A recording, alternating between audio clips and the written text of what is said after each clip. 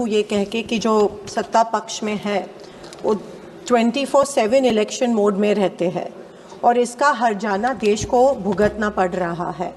हर election के पहले लोगों को रिझाने के खातिर अनप्लान पॉपुलिस्ट स्कीम्स के तहत पैसे बांटे जाते हैं और देश और राज्यों पर कर्जा बढ़ते जा रहा है। आज देश में पैदा होने वाला हर एक बच्चे के सर के ऊपर पैदा होते ही करीब 1.25 लाख रुपए का कर्ज हो जाता है। ये है इस बीजेपी सरकार की देन।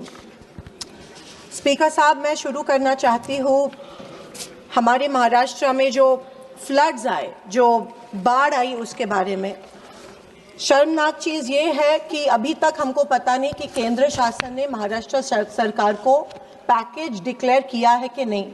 जब बाढ़ आई, जब बारिश हुई, उसके बाद में सेंट्रल गवर्नमेंट से एक टीम भेजी गई थी महाराष्ट्र में, लेकिन महाराष्ट्र के मंत्री कहते हैं कि उनको अभी तक पैकेज मिला नहीं है और सेंट्रल गवर्नमेंट कह रहा है कि महाराष्ट्र गवर्नमेंट ने अभी तक प्रपोजल भेजा नहीं है, या महाराष्ट्र गवर्नमेंट प्रपोजल भेजना नहीं चाहती है सेंट्रल गवर्नमेंट के पास, या सेंट्रल गवर्नमेंट महाराष्ट्र के किसानों को अन्याय करके अभी तक पैसा देना नहीं चाहती है। इसके बारे में सेंट्रल गवर्नमेंट से हमें एक स्टेटमेंट अपेक्षित है कि एग्जैक्टली कितना पैकेज, कितने पैसे महाराष्ट्र के किसानों को मिलने वाले हैं। महाराष्ट्र का किसान आज सुसाइड कर रहा है, आत्महत्या कर रहा है, कर्जे का बोझा उसके सर पे चढ़ रहा है।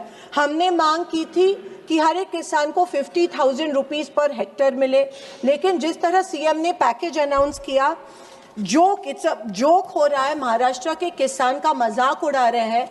स्पीकर महोदय, एक किसान के खाते में सिर्फ 6 रुपए जमा हुए, सिर्फ only 6 rupees were deposited in a farmers account. और ऐसे शर्मनाक तरह से मजाक महाराष्ट्र के किसानों का सेंट्रल गवर्नमेंट और महाराष्ट्र गवर्नमेंट कर रही है। हमने मांगे थे 50,000 रुपए हेक्टेयर, वो तो नहीं मिले। फिर हमने मांगा था कि जो नदी के किनारे जो गांव है उसका पुनर्वसन होना चाहिए, वो रिहैबिलिटेट होने चाहिए, क्योंकि हर वक्त जब बाढ़ आती है तब ये पूरे के पूरे इनका जो पूरा संसार जो होता है वो उनके आंखों के सामने बह जाता है। कम से कम 3 या 4 साल लगते हैं हर एक किसान को, जब उसकी आंखों के सामने उसका खेत बह जाता है 3 या 4 साल लगते हैं उभरने को और वापस उसमें उसकी फसल जो है वो डालने को। इसके लिए इसके क्राइटेरिया अलग होने चाहिए। खेत जो बह गया है या जमीन जो इरोड हो गई है, इसके क्राइटेरिया अलग होने चाहिए। लेकिन सरसकट हमने तब मांगा था कि वेट ड्राउट डिक्लेयर हो, लेकिन वेट ड्राउट डिक्लेयर नहीं हुआ। वेट ड्राउट अगर डिक्लेयर होता तो किसानों के कर्ज माफ हो जाते, तो स्कॉलरशिप्स जो मिले हैं बच्चों को, एजुकेशनल लोन्स जो मिले हैं वो माफ हो जाते हैं। लेकिन महाराष्ट्र गवर्नमेंट ने ये किया नहीं, क्योंकि सेंट्रल गवर्नमेंट ने शायद महाराष्ट्र गवर्नमेंट को एड नहीं दी की। स्पीकर महोदय, जब अकाउंट में पैसा जमा होता है तो केवाईसी करना पड़ रहा है किसानों को। साल में 4 बार केवाईसी करना पड़ रहा है। साल में किसानों को 4 बार साबित करना पड़ रहा है कि वो मरे हुए हैं या जिंदा है। ये बहुत ही शर्मनाक चीज़ है। मैं ये मांग कर रही हूँ कि केवाईसी का जो क्राइटेरिया है, आधार लिंक का जो क्राइटेरिया है, वो कट होना चाहिए, वो रद्द होना चाहिए और 4 बार साल में केवाईसी करने की ज़रूरत नहीं होनी चाहिए। स्पीकर साहब, मुझे ये कहना चाहती हूँ कि जब सैटेलाइट जो होती है हर एक मंडल में, उसमें रेनफॉल रिकॉर्ड होता है और सैटेलाइट्स ऐसे जगह बिठाई है, पेड़ के नीचे सैटेलाइट बिठाए है। पूरे मंडल में 65 मिलीमीटर से ज़्यादा रेनफॉल होता है, लेकिन क्योंकि वो जो सैटेलाइट है वो पेड़ के नीचे बिठाई गई है, वो रिकॉर्ड ही नहीं करती और कहते हैं कि 0 रेनफॉल हुआ है। और इसीलिए उस मंडल को वो जो पैकेज है उसमें बिठाया नहीं जाता है और उस मंडल के में जितने गांव आते हैं उन गांवों के सब किसान इससे वंचित हो जाते हैं। ये बहुत बड़ा प्रॉब्लम इस बार महाराष्ट्र में हुआ है। किसानों और सबसे शर्मनाक बात ये हुई है कि हाल ही में सीएम रिलीफ फंड जो होता है उसमें कोई अपना पेंशन देता है, अपनी सैलरीज देता है। सीएम रिलीफ फंड में महाराष्ट्र के किसानों के लिए 100 करोड़ रुपए कलेक्ट हुए थे, लेकिन वो 100 करोड़ रुपए में से महाराष्ट्र के किसानों को, सर 5 मिनट्स प्लीज, महाराष्ट्र के किसानों को 2 minutes सिर्फ 75,000 रुपए, सिर्फ 75,000 दिए गए। इतनी मतलब बाकी का पैसा सीएम रिलीफ फंड से गया कहाँ है? सर सिर्फ 3 पॉइंट्स में कहना चाहती हूँ। मैं पीएस आवास योजना पे आना चाहती हूँ।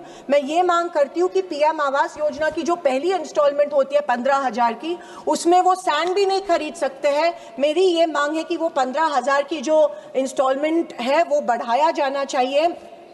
बहुत से पीएम आवास के तहत पेपर पे आता है कि इतने घर मंजूर है, लेकिन गांव में गांवठान जमीन नहीं होने के कारण अभी तक एक भी घर पीएम आवास, ये सिर्फ फर्स्ट फिगर्स है जो पेपर में आते हैं। मैं ये चाहती हूँ कि दीन दयाल उपाध्याय में जो 1 लाख की जो क्वांटिटी है वो अमाउंट है वो बढ़ाया जाए, क्योंकि 1 लाख में वो जमीन खरीदी नहीं कर सकता। सर प्लीज, और मैं रेडी रेकनर के हिसाब से ये नहीं मिलना चाहिए। मैं ये कहती हूँ पीएम ग्राम सड़क योजना, सर जस्ट लास्ट, पीएम ग्राम सड़क योजना में पिछले 2 साल से महाराष्ट्र में एक भी रास्ता नहीं गया है, क्योंकि 2011 के सेंसस के तहत वो ले रहे हैं। 2011 के सेंसस के बाद अगर सेंसस नहीं कर, क्योंकि 2 विलेजेस कनेक्ट नहीं हो सकते सर। दिस टाइम फ्लड्स में सर बड़े बड़े हाईवे करने से अच्छा है कि 2 गांव को जो रास्ते कनेक्ट होते हैं वो सर लास्ट सर वो होने चाहिए। मैं ये मांग करती हूँ कि हमारे महाराष्ट्र में जितने भी रास्ते बह गए हैं उनके लिए यहाँ से एक ऑडिट होके उनके लिए फंड डिक्लेयर सर होना चाहिए। Sir Jal Jeevan mission under JJM sir committee has been last 2 minutes sir please sir Jal Jeevan mission there is a major corruption in Maharashtra. इसके वजह से कमिटी ने 46% प्रपोज किया है कट, सेंटर का कट महाराष्ट्र में कट, क्योंकि इतना बड़ा नुकसान, उतना बड़ा वहां पे करप्शन हुआ है। सर सैनिटेशन वर्कर्स के बारे में बालभद्र मंत्री, no, you conclude with the final sentence, please. Okay, sir, I'm finishing. Sir, sanitation workers को पहचाना नहीं जाता है। You are going other points. As per Namaste scheme, 0 provision has been made. I urge कि sanitation workers के लिए बढ़ाना चाहिए। And sir, DLCC में कलेक्टर को अथॉरिटी मिलनी चाहिए कि वो